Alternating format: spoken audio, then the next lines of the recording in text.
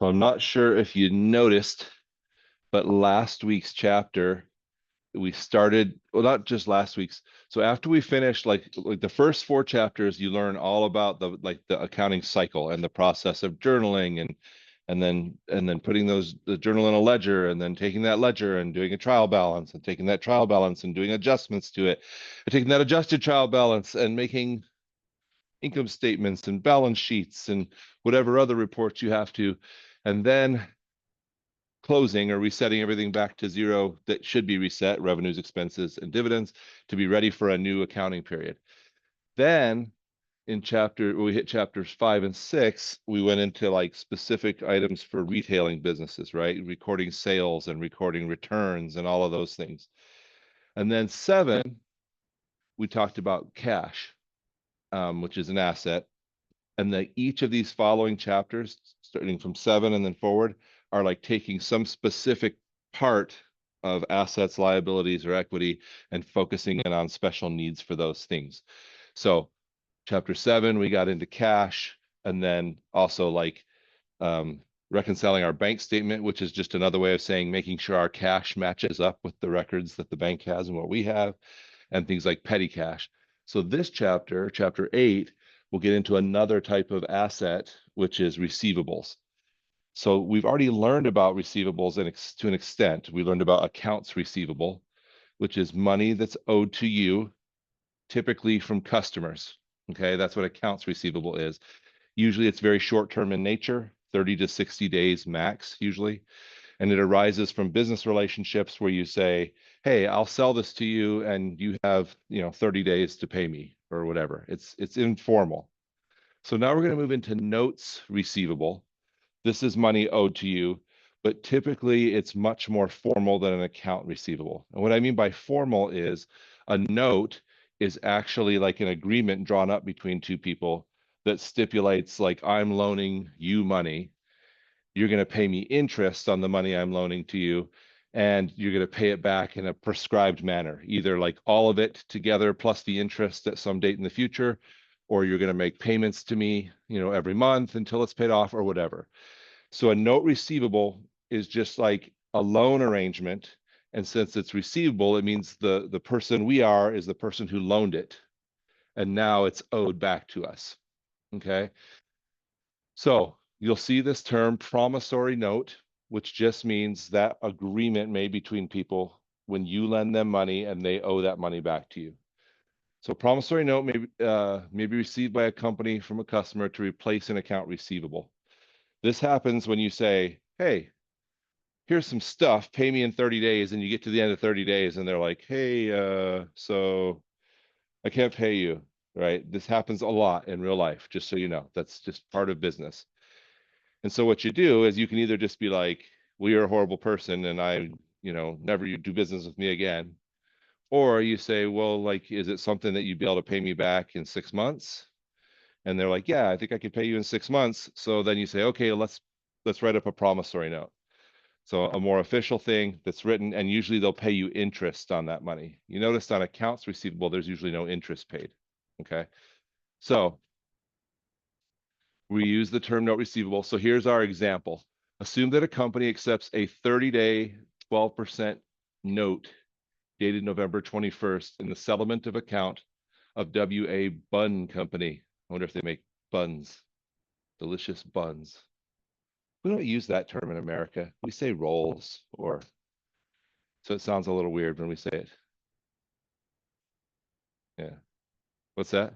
Yeah, we eat like hamburger buns and hot dog buns, but like we just don't pop into the baker for a half dozen buns, right? We don't do it. Um,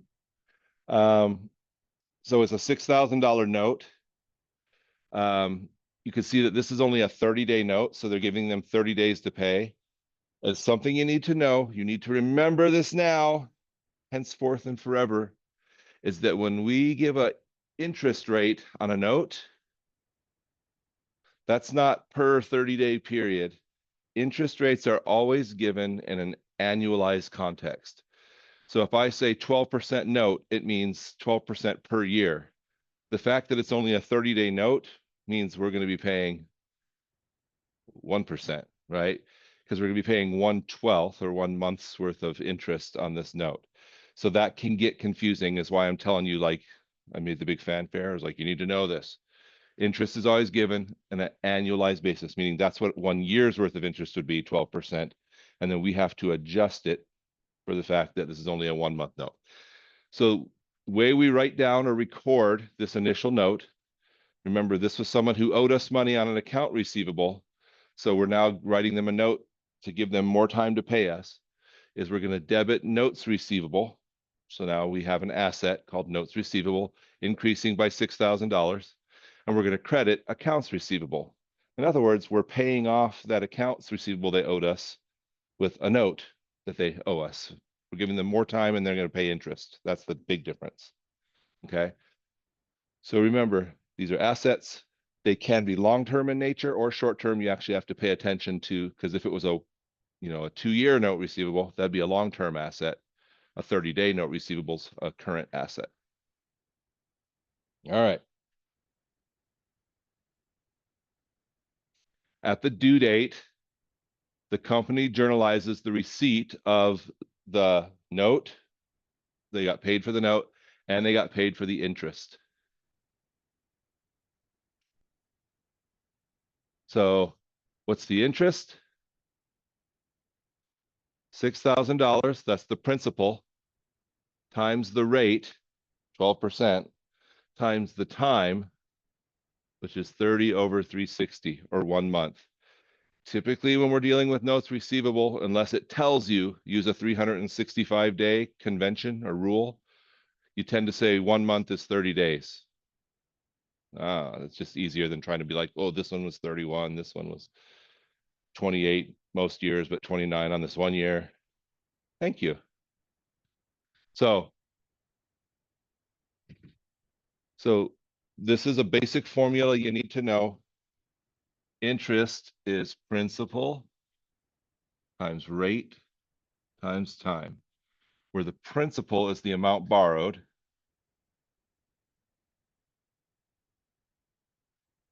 Borrowed. The rate is the interest rate.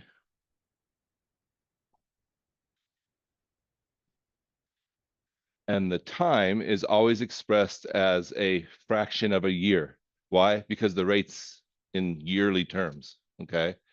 So 1 month, 30 over 360. Or you could also say 1/12, right? We tend to think of months as 1/12 of a year. Makes sense? So a 6-month note, the time would be 1/2 or 6 over 12, right? So in this case, their principal was 6,000. That's the amount borrowed. The rate, 12%. The time was 1/12. And that equals $60. So now, how do we record it? Well, if I'm the person who lent the money out, my cash goes up by $6,060. 6,000 of which is the credit to the note receivable, because I no longer have the asset note receivable. Why? Because I just got paid for it, right?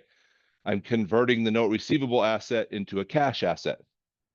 That's what we hope to do, by the way, when we loan money to people, is we hope to just get the cash later. We don't want to have to foreclose on them or something like that. The other $60 is interest revenue. So whenever you get paid on a note receivable, it's going to look something like this: a debit to cash for the whole amount, a credit to the note receivable for the amount that was borrowed, and a credit to interest revenue for the amount of interest they're paying you. Same pattern over and over. Okay. All right.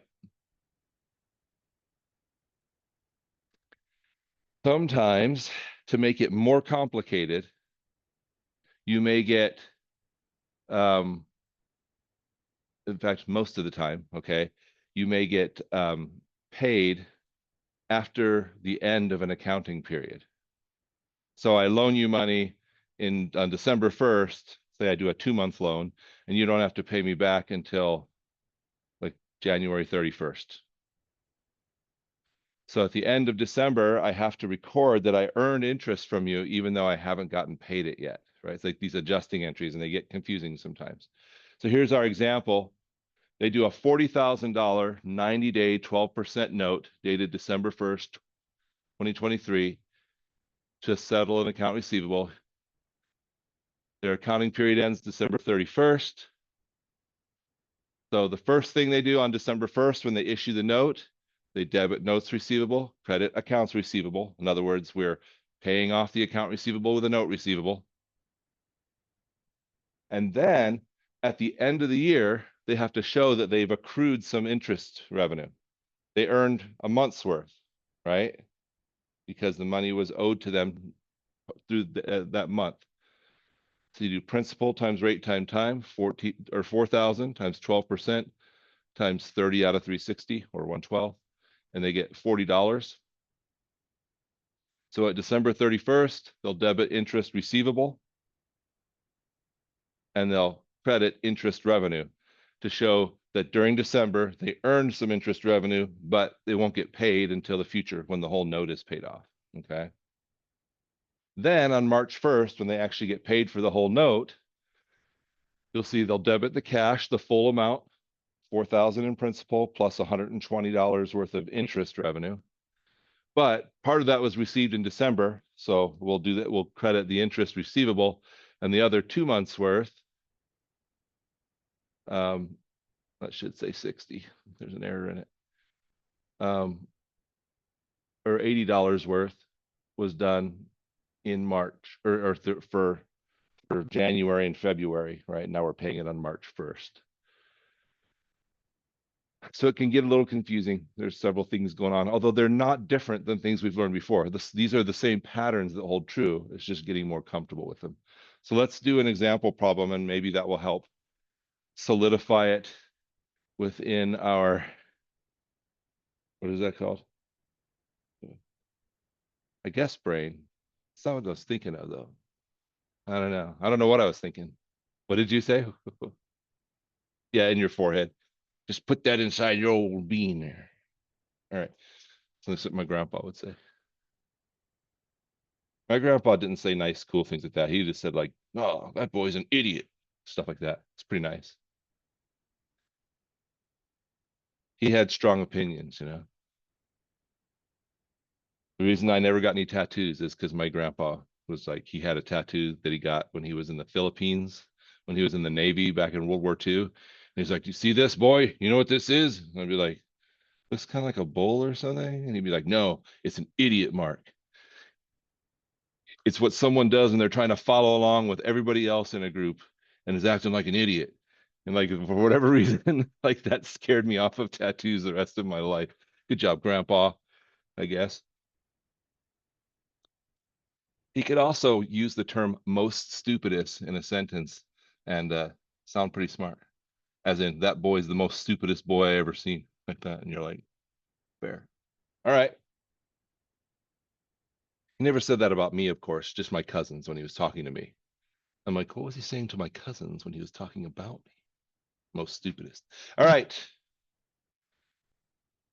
Okay, so the following selected transactions were completed by the Interlocking Devices Company. I wonder if they produce interlocking devices.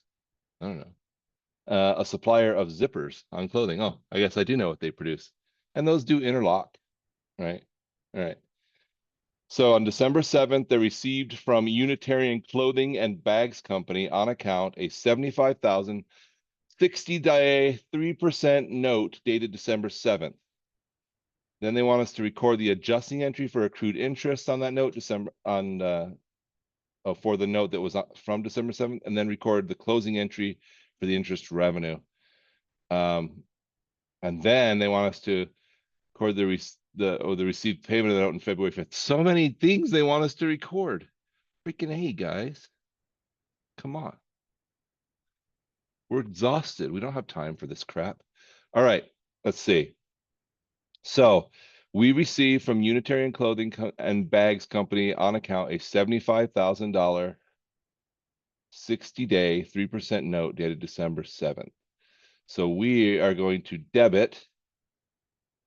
It doesn't tell us what we received it for. I'm assuming it's to pay off their accounts receivable, but it doesn't say that, does it? That's how the pattern of the other ones has been. So I'm going to put 75,000.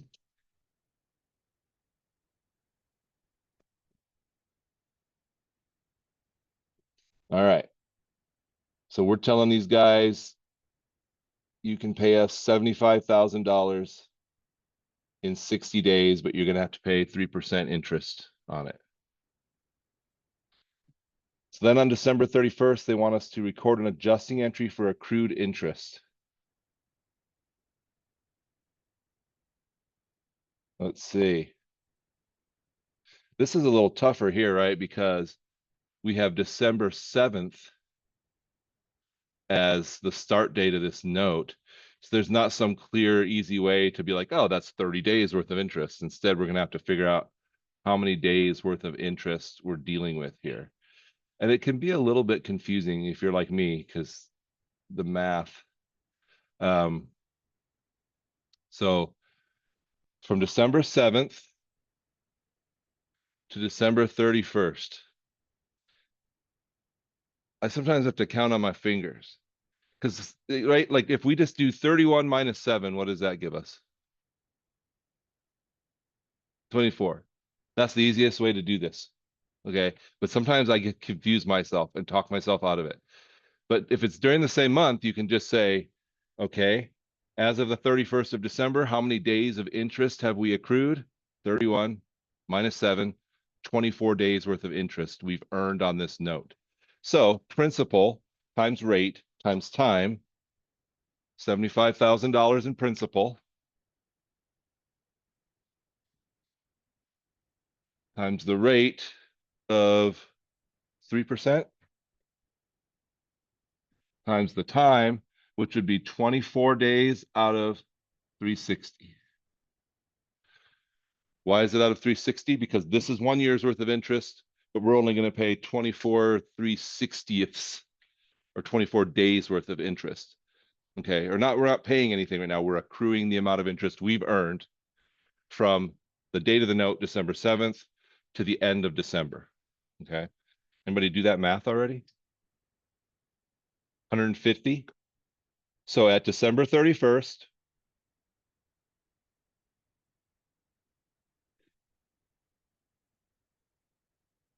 we have earned $150 worth of interest, and it has not been paid to us, so it's another receivable. So now they owe us $75,000 on the note, plus the $150 worth of interest that is accrued during December, but won't be paid until the whole note is paid off. Okay. They also want us to, weirdly, for some reason in this problem, do the closing entry for the interest revenue. We wouldn't normally do that separately. In real life, we would close all revenue and expense accounts together at the same time. But I guess they're trying to, I don't know. So the way we would close a revenue account is simply to debit the balance of that account and credit retained earnings.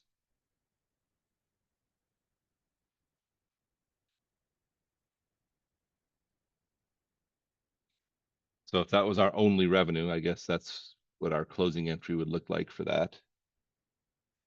And now on February 5th, we're actually going to get paid for this note. Okay. So that means we're going to get cash. The debit's always cash. And then we're going to credit the note receivable, the interest receivable, and the interest revenue. Sometimes it's easier to do all the credits on these, and then they just add them all up to get the total amount of the debit. We know the notes receivable was 75,000. We can look up here and see we had a debit on notes receivable. So here we're going to credit notes receivable, $75,000. So this is the entry to record them paying off the money we lent them, right? Or from our perspective, us receiving the payment for the loan, the note we made. Okay, we know what our interest receivable balance is. We did it up here. It was 150. So, and now we have to do the interest for the remainder of the period, which would be from what did we say? They have to pay it on February 5th. So we would have interest for all of January and for those few days in February. Sometimes it's easier just to calculate the interest for the full 90-day note and then subtract the amount that you recorded for the previous year. Does that make sense at all? It's a 90-day note. So if we had just done it straight up, the night or a 60-day note? 60, sorry. If we'd just done it straight up, they would have had to pay us 60 over 360, which is how much? He's got the calculator flying back there. Or maybe he's texting somebody. I thought he was a calculator. How much?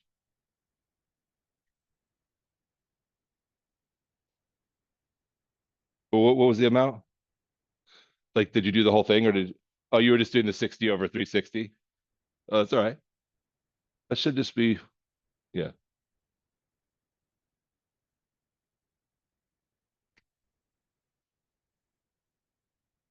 That came out nice and clean for all those decimals, right? So that's how much the interest would be for the whole note for 60 days. We already accrued 150 worth of it at December 31st. So we can just be like, still owe 225 on this. Well, not still owe, they owe the whole amount, but we still have to record the other 225 we earned this year. So sometimes I find it easier to do it that way. We could have said 30 days in January and then January 1st, 2nd, 3rd, 4th, 5th, 5 days, and like calculated it that way. That would work too. Okay. But so our journal entry is going to look like this.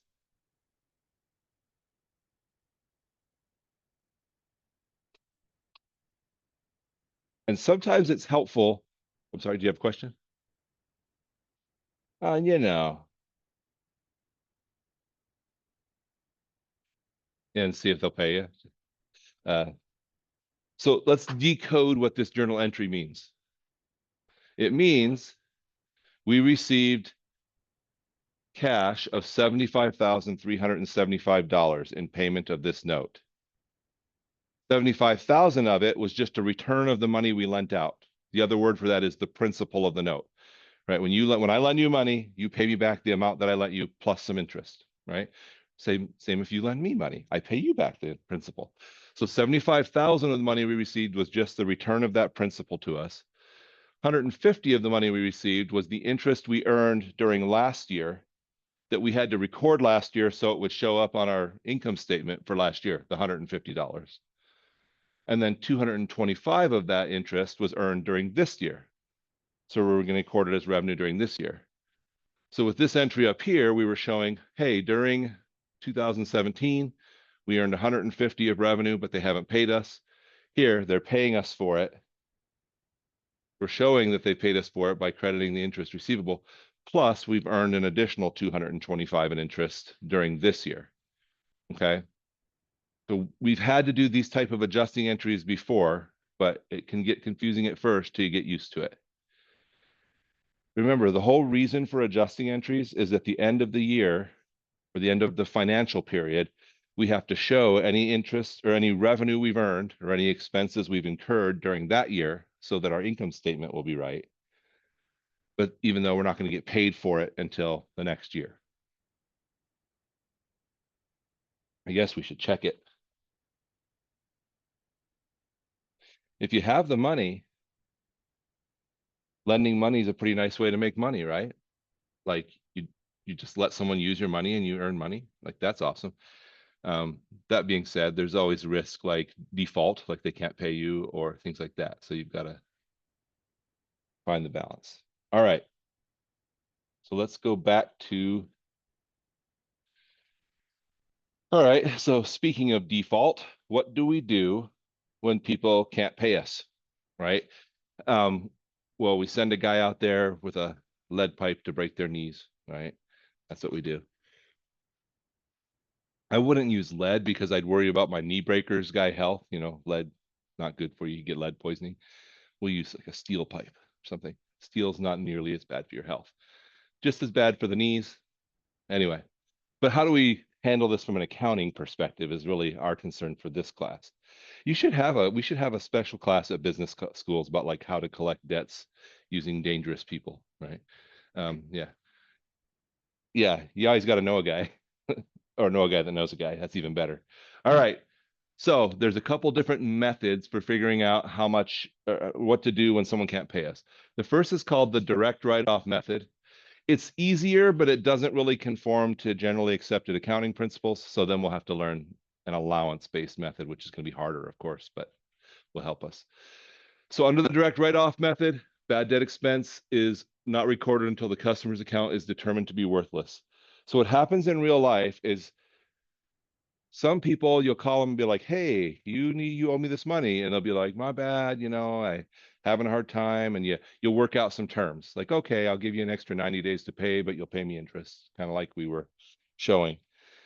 But in often in real life, when people owe you money, they just try to dodge you, right? They just like they don't answer your calls, they don't respond to anything you send them, and at some point, you kind of have to determine like this person's not going to pay me, and so you write that debt off. You could try taking him to court, but if somebody owes you, like the last one, $75,000, and they've got no money, absolutely, what is taking court to do? You'll get a judgment against them that says they have to pay you, but they have no means of paying you. And so it just sometimes it makes more sense to just write the debt off. Okay. I will tell you in my own business world, I found that about half of people that get behind on debts will really kill themselves to like pay you at some point. I've had people just like come out of the woodwork that I totally wrote their debt off 3 years ago, and they're like, "Hey, I finally got that money. I'm so sorry," and they do. Other people just won't. They'll just dodge you and dodge you and dodge you, right? That's just human nature.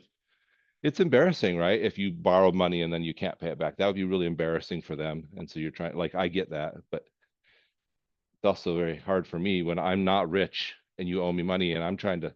I've had a guy that I rented to for years, and he just thought, and he couldn't pay me, and it was on a property I still owed on. So I still had to make the payments on the property, but I'm getting nothing from him. And I finally was like, I don't, maybe you think because I'm the landlord, I'm rich or something, but like you paying your bill on this is like whether or not my kids get like a Christmas, right? Like, because I'm having now to pay $1,000 bill extra without anything coming in. And he's like, I didn't think of it like that. Yeah, but your kids are having Christmas. Okay, anyway, I'm supposed to be encouraging you guys to go into business, but that's the reality of business. Some people can't always pay. All right. So if you determine this person's not going to be able to pay me, then you will, with the direct write-off method, you'll simply debit an expense. It's called bad debt expense, or sometimes people will call it like debt write-off expense. You'll see different names in the real world, but they're all similar ideas. And then you'll just credit the amount of the accounts receivable. It's really that simple. Okay.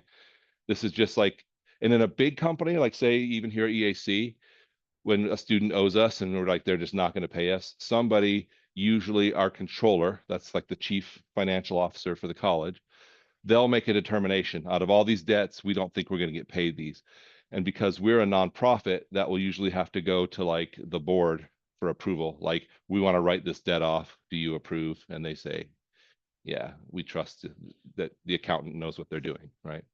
So that's the direct write-off method. Just a debit to bad debt expense and a credit to accounts receivable is writing off that debt.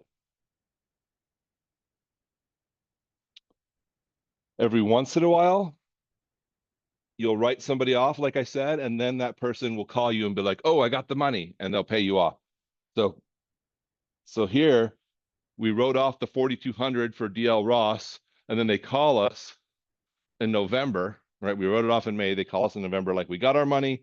We want to make things right, especially with its customers, right? They want to make it right because they'd like to keep doing business with you.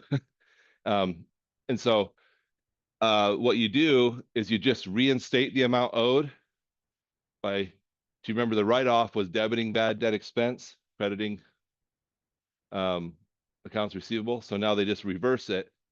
We debit accounts receivable to show they owe us the money again, get rid of the expense, and then we record the payment.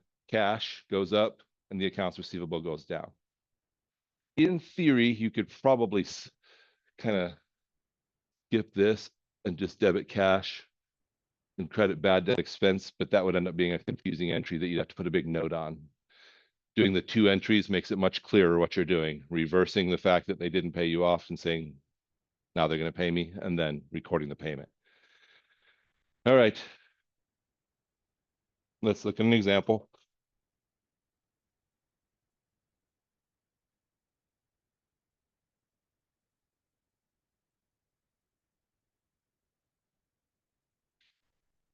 All right. So this is accounting for uncollectible receivables using the direct write-off method. Okay. So January 19th, we sold merchandise on account to Dr. Kyle Norby, $6,400. The cost of goods sold was $3,000. So we've already learned how to do sales entries, but the sale is going to record the amount that the person paid us. So Dr. Kyle Norby accounts receivable goes up, and our sales revenue goes up by the amount we charged Dr. Norby, $6,400.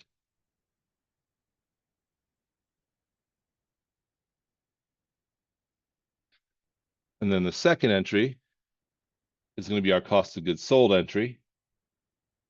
And our inventory goes down, right? By our cost, which was 3,000. So that initial amount is just a typical sales entry like we've learned to do. And on June 2nd, we received $500 from Cal Norby and wrote off the remainder owed. So this happens a lot in real life when they're actually communicating with you. Like they call you and they're like, look, man, I can only give you $500. And so you're like, okay, I'll write off the rest, but please, if you get the money, pay me. Like I can't be a charity business that gives you stuff for free, right? So on June 2nd, we're going to do an entry that looks like this. Our cash goes up by 500, and our bad debt expense goes up by, how much did he owe us? Where was that? 6,400. He paid us 500. So we're writing off the remaining 5,900. Does that make sense? I took 6,400 that he owed me, subtracted the 500 he paid me, and I'm writing off the remaining 5,900. And then we're going to credit the accounts receivable. Think about it, guys. If you had a business, that'd be a tough one to take, right? I sold you $6,400 worth of stuff, but you only paid me 500, and I had to eat the rest of it. Good news is it only cost us 3,000, so we actually only lost $25,000 on the deal, but we kind of lost 5,900 in the sense that we were supposed to get that money and we didn't. All right, on October 23rd, it says we reinstated the account of Dr. Cal Norby that had been written off on June 2nd and received a full cash payment. So it's probably like Kyle Norby calls us and is like, hey, I got your money. And you're like, oh, thank goodness, right? So to reinstate the amount he owed to us, how much does he owe us? 5,900, right? Not the whole 6,400 because he paid 500 of it. So we're going to debit accounts receivable, 5,900.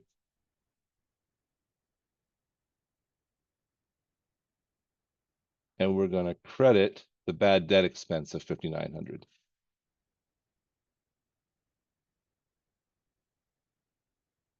So what we're doing is we're taking that expense back off, right? We claimed an expense because we didn't get paid, and now we're reversing that by crediting that account. And now that we show accounts receivable, we can do a credit to cash, a debit to cash of 5,900 and a credit to accounts receivable.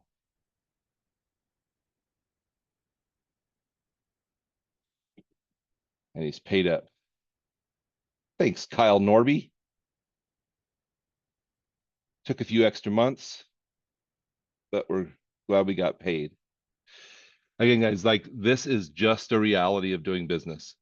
Even like this Kyle Norby guy, he's probably not a bad guy. Like he's probably not trying to screw us over. He may have legitimately just hit a time when he was like, I don't have it. And so what do we do, right? Like we can, and some people are like, I can't pay you, but you know they have money. Those are the people you take to court. But other people, if you have a good relationship with a customer, you might know like their business is struggling too. And they thought at the time that they bought the stuff from you, they were going to be able to pay it. I'll give you a good example. I had a friend who was a roofer, and he worked in this area. And there was this huge hailstorm that came through here years and years ago now. And he came to me and he was like, we were just talking about it, and he was like, the amount of work there is for me and my guys could like be potentially life changing. Like we could make a ton of money. Like it can move up my retirement 5 years, if we could really manage this well. And what people don't realize is if the amount of work you have increases 10 times over what you had before, it's very hard to manage, because then you have to start hiring additional people, and you have to hire them really quickly, and you don't have time to train them the way you train your other people. And he started like, doing all these jobs and having issues with the new workers he got not doing the work well. And then the inspectors from the insurance companies going, we're not paying on that's not good work. And anyway, this whole thing resulted, and then people just being so he has these accounts receivable, people who owe him, but he's expecting the insurance company to pay for it, but the insurance won't pay because they don't think his work is good enough, and his work's not good enough because he didn't have time to properly train new people. um, and then the homeowner's like, I can't pay for that. I thought the insurance was going to pay for it, and I don't want to pay for crappy work, right? So he lost his business at a time that he was so excited was going to really change his life. So managing growth in a business and being able to collect on your receivables, those two, there's 8 reasons why businesses die, and those are 2 of the 8. The inability to manage receivables and the inability to manage rapid growth. Those are 2 things that get businesses, and he got both of them. And it was really hard. It was like it damaged his family relationships because his wife was doing all the office work, and suddenly she had all this work, and when they weren't getting paid, he was mad at her, right? And so the whole thing was just a mess. um, why do I tell you this? To encourage you to be entrepreneurs, right? Because there's also a plus side. He's been able to reinvent himself, and he's doing good in business again, but that time really stung. Like, I think I'll just go work for someone else, let them bear all that risk, right? Like right now, worst thing that could happen to me is I could get fired from my job.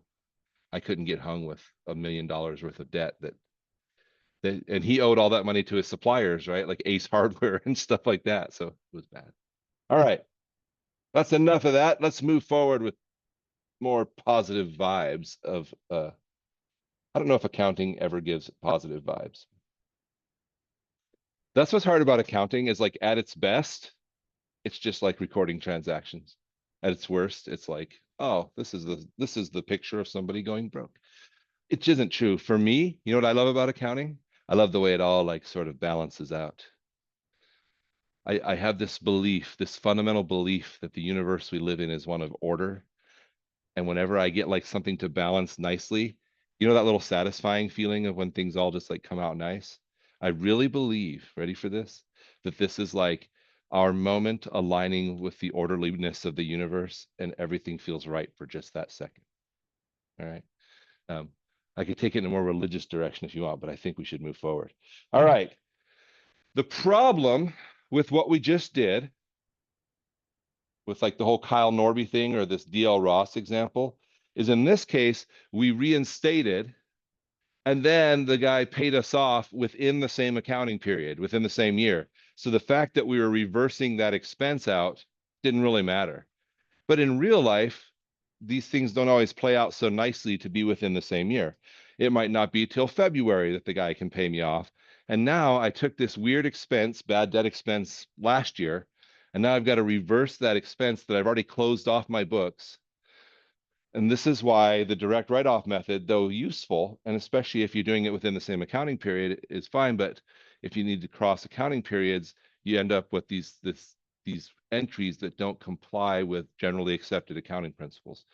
So instead, most businesses will use what's called the allowance method to write off debts.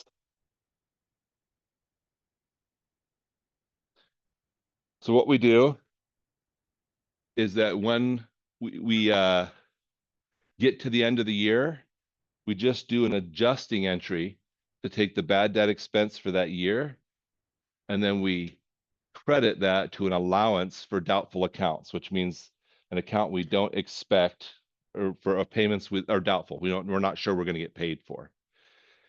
And then throughout the next year, whenever somebody actually doesn't pay off, we write against that allowance account. Okay, and I'll show you how that works. The challenge with this style is that we have to come up with some estimate at the end of the year of how much we have as uncollectible. And that's another danger point where we're just estimating. I think I'm not going to get paid $30,000 of this. So here we estimate $30,000 is uncollectible. We do a debit to the bad debt expense and a credit to the allowance for doubtful accounts. Then if somebody actually pays us, I'm sorry, when we actually identify this person's not going to pay us, then we just debit the allowance for doubtful accounts and credit accounts receivable. What this let us do, nice, Chris. Do you guys know Chris? Chris was twerking outside the window there. He was like, he was bumping it. Anyway, I was like, thanks, buddy. So what this allows us to do then is write off that bad debt, but we had already taken the expense for it in the previous year when we should have. Okay. If we estimate perfectly, then at the end of this year, our allowance account will end up with a zero balance because we credited the allowance $30,000. And then as we're debiting against it, as we actually decide things are uncollectible, if we do it perfectly, we'll have like a zero balance in that account. Okay.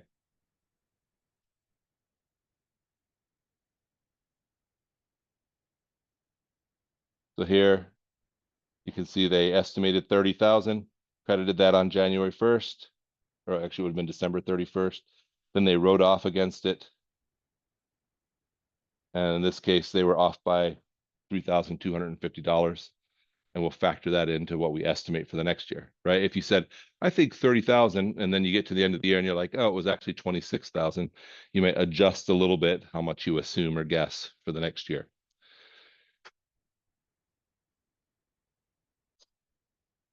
All right, I'm skipping past that. So we can probably just get to the example of it and we'll see how we do that.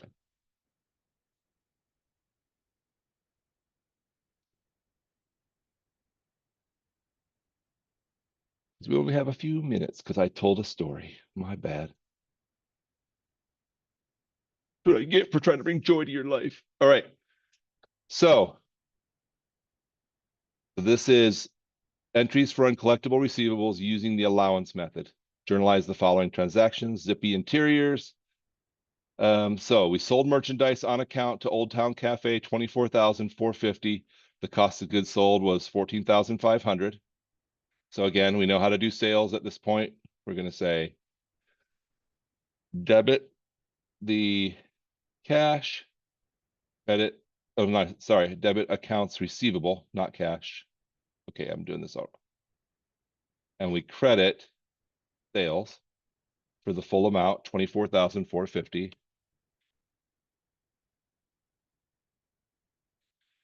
Then for our cost entry, we're going to do cost of goods sold. And we're going to do inventory for the 14,500.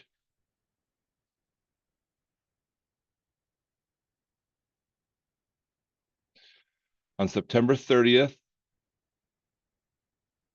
we received $9,000 from them and wrote off the remainder as uncollectible, but using the allowance method. So instead of doing it directly as an expense, we're going to write it off as an allowance. So we received $9,000 in cash.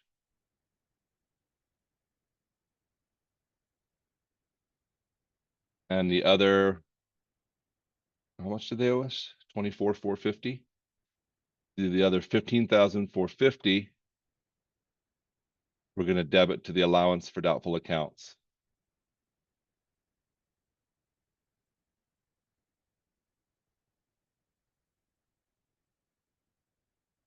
And that adds up to the total amount they owed us, $24,450.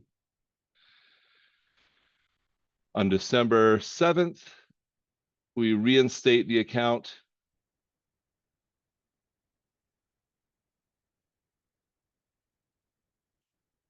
So we're going to go back and we're going to debit the, oh, I'm sorry. This should be the accounts receivable. So here we're going to debit the accounts receivable. Again, we have to do this by the amount they actually owe us, which is the 24,450 minus the 9,000 they already paid. So 15,450. And then we're going to credit the allowance for doubtful accounts. So if you think about this, the only difference between the direct write-off method is now instead of debiting an expense here when they can't pay us and crediting the expense when we're reinstating it, instead we're debiting the allowance account and crediting the allowance account. That's the only real difference, okay? And then when we collect it on December 7th, our cash goes up by the amount they owed us, 15,450. And our accounts receivable goes away. They're paying it off. And that's it. So that's it for the first part of this chapter. Tomorrow we'll look at some of the ways we actually estimate how much we're not going to get paid, which is another big challenge. But it's like that. You get to the end of the year and you're like, what percentage of this money am I going to collect and what percentage of it am I not? And so we'll look at some of those methods tomorrow. I hope you have a great day. I hope you remember who you are and treat people with love and respect. What else? Make good choices. Don't do anything stupid. Don't drink any more monster drinks until tonight, okay? If you started your day with one, that's enough for now. People are like, yeah, that's gotta have 3 before lunch to get going. Yes. Uh-huh. Between now and Friday. Uh-huh.